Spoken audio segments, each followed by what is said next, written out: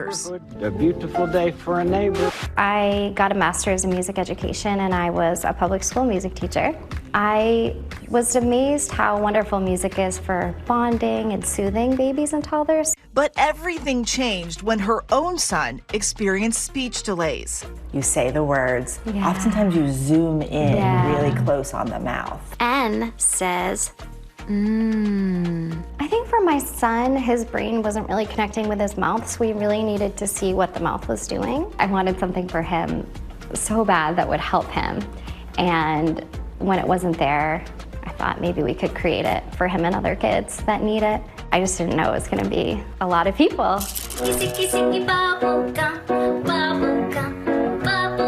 She says her methods are backed with research on speech development and early childhood education. On the show, I might go, can you do this? Nose, boop. We touched our nose. We touched our nose. So with that, I'm encouraging one, imitation.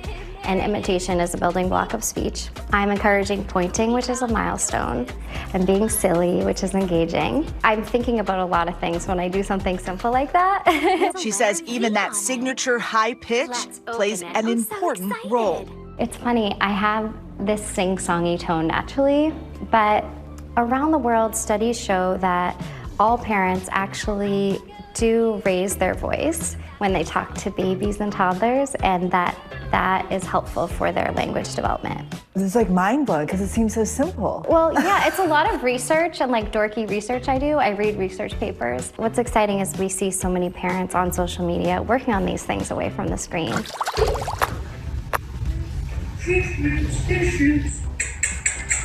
And using the techniques and the songs and the games, and that's just so wonderful to see because we don't want kids watching tons of TV. There's this whole kind of how much screen time should kids have? We shouldn't have them in front of the screen so much.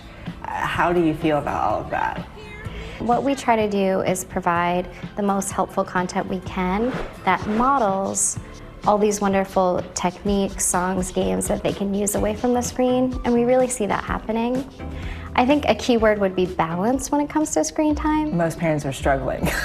Let's be honest about it. Yeah, they are, and I think we need less judgment and shame. I think we need to support parents, and you never know what someone's story is as well. You were yourself bullied as a child. Yeah, and the crazy thing I was realizing is I was bullied for my voice.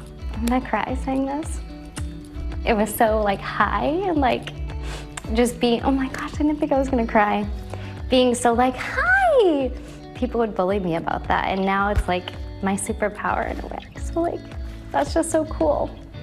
Why do you think your heart was set on being a teacher? What is it about being a teacher that you felt called to? I remember I taught at a preschool for kids with disabilities, and I went in thinking that I was going to change their lives. I was gonna help them, and then they transformed me. They gave me so much, and I was like, I wanna do this forever. I wanna help kids. I love kids so much, and I love teaching, and I'm so passionate about it. It's a joy that like sustains you, not a fleeting joy. It's a joy that you can carry with you to serve kids. The judge ultimately deciding Hill's comments did not impact the verdict. Murdoch's team already vowing to appeal. David. Eva Pilgrim with us tonight. Thank you, Eva. Of course, now this is a two-person race. According to 538, polling is suggesting that Donald Trump is up by double digits there in New Hampshire. How concerned is the Haley camp that he could just run away with this? So we've heard the Haley camp really sort of change their tune as far as expectations here in New Hampshire. At one point, they were sort of putting out the idea that she could win here in New Hampshire. The reality is they want a strong second place finish. They want to have some momentum coming out of New Hampshire as she heads into her home state of South Carolina, where she knows she has an uphill climb. So how well does she have to perform tonight to stay in the race? So it's really hard to predict that. The thing that we're hearing from people now is because it's a two-man race, that she could stay in this a little bit longer and be the alternate candidate to Donald Trump and just sort of see if momentum does start to pick up. There's others that have put some pressure on her to have that strong showing here. Kind of no matter what the pundits are saying, she wants to do here. She wants to do well here in New Hampshire. She spent a lot of time on the ground meeting voters, and she has spent the last of this weekend really getting some face-to-face time with those people. And hey y'all, Eva Pilgrim here. We are inside Nikki Haley's campaign headquarters because it is so insanely cold outside right now, and the weather playing a major role in this Iowa caucus. We've been driving all over the state following Haley on the campaign trail, and there has been ice. The roads have been, in some parts, really dicey. Dozens of semis on the side of the road, just jackknifed cars. Travel can be kind of particular in some certain areas, and that's one of the things they're waiting to see how it impacts the turnout of people going to their caucus sites. And you have to remember, these caucuses require people to show up. You can't mail in a ballot. You have to physically go to your caucus site and sit with the members of your community, your neighbors, and choose who your candidate is. We'll have to wait and see what they decide here in Iowa. Now, the decision on whether to pardon the country music superstar ultimately up to the Tennessee Governor Bill Lee. He has said that they take every decision on this process very seriously. He evaluates all of the cases, and he usually has a decision on these pardons in December. Jelly Roll is headlining Stagecoach this weekend. Eva Pilgrim back with us live tonight. And Eva, I want to get back to Louis C.K. because so far he's not answering questions about these allegations, and there is word that that premiere of his new film has now been canceled. That's right, David. The distributor canceling the premiere, saying there is never a place for the behavior detailed in these allegations. No word on when or if they will still release this film. By ABC's Eva Pilgrim with a preview of tonight's Murder in Atlanta special. Eva, great to have you here on our noon show previewing this. Tell us, who can we expect to hear from in tonight's special? Well, we're going to talk to a lot of different people in the special tonight. A lot of the people who are in Atlanta right now. We're going to look at the story of how this all unfolded. And I have to tell you, that started before this shooting actually happened this week. This is something that has been going on in the history of our country for quite some time, sort of examining how we got to this point and also where we go from here. We're learning about the people that were involved in this situation, a little bit about the shooter, but also about these victims. There's so much we still don't know about them and who they were and what their lives were, and we're going to take a look at that as well. And just an examination of what racism means for Asian Americans. This idea that women are hypersexualized, that men are sort of asexualized, and that as a group, a collective group, which is very large and encompasses lots of different people, we're always viewed as foreign, although many of them just want to be seen and accepted as American. And what are the people that you all spoke with on the ground there in Atlanta saying about the prior administration's nicknames for the coronavirus and how that has affected them over the past year during this pandemic?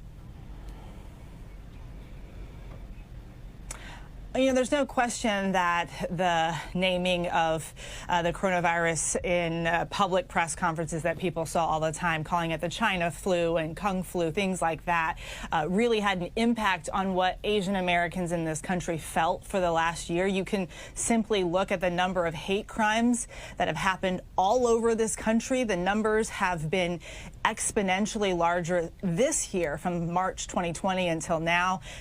Those are easy numbers to look at. So we see what happens when this feeling of casual racism exists and what that does to other people. It dehumanizes people and it lowers their value and makes people not see who they are and what they are, instead of sort of like lumping them all together and placing blame on them. And so we examine that as well and what those repercussions are, and quite frankly, the idea that it hasn't ended yet.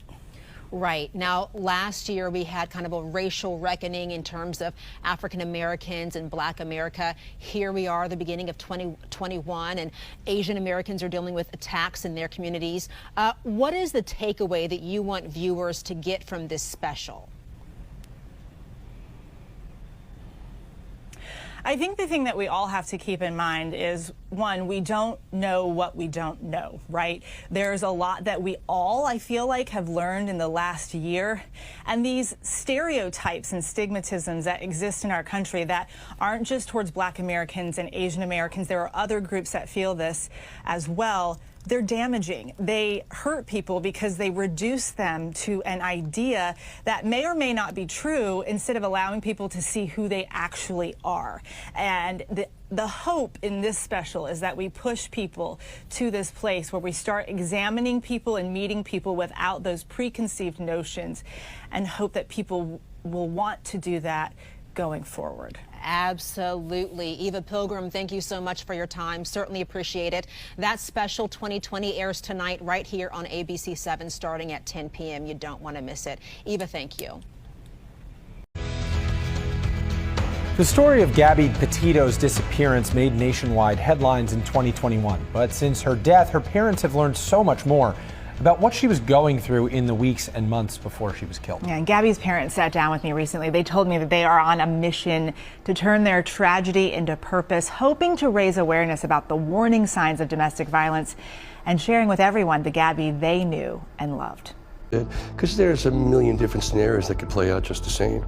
Hurt in the wilderness, bad reception, all that stuff. But it would all end in tragedy. Everyone knows this story when people hear her name. What is it that you... The cause of death, manual strangulation. When you look back at all the stuff that happened, were there any red flags that this was coming? Yes, there were, but we didn't notice them at the time. Could you sense if he was controlling her? So Gabby didn't come up to us and say, he's doing this. It's things that we would notice, again, after the fact. We can see. Ever won a championship. We came together for one goal, and that's to win a championship. In the offseason, these ladies helped turn the franchise and the WNBA world upside down, sparking a transformation unseen in the history of the league. This year's WNBA MVP, Breanna Stewart, alongside Jonquel Jones and Courtney Vandersloot, joining Sabrina Ionescu in New York with one goal in mind: to win. What the Liberty was able to do in free agency is something that really hasn't happened that much in the WNBA. The ability for players to kind of move where they want and figure that out. We're coming together for a number of reasons. How did it all start? Did someone text someone and say, hey, I want you to come here?